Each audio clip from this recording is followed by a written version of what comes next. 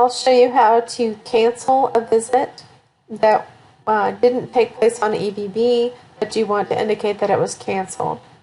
To do that, you will click on the visit schedule and go ahead and click Edit. You will click on the Start button, and that will indicate that it was started. What you're going to do is change the end time to match the start time. So the start and end time need to match on canceled visits. The visit type also needs to be changed. It might be chargeable when you first start.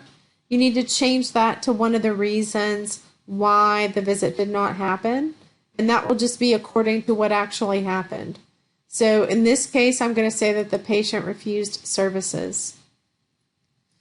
So we will go ahead and indicate that this was done manually. In other words, nobody canceled the visit on the app or via EVV, so we're doing it manually instead.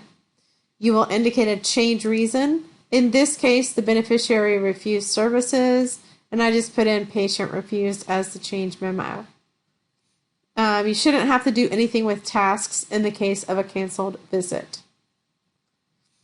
And then you will go ahead and update the visit, and you will see that the visit shows as canceled now, and it was scheduled for 1 hour. Actual is blank, and it was minus 1 hour, so that shows canceled. It does show the icon for revised because we did cancel it manually, but it does show as canceled here.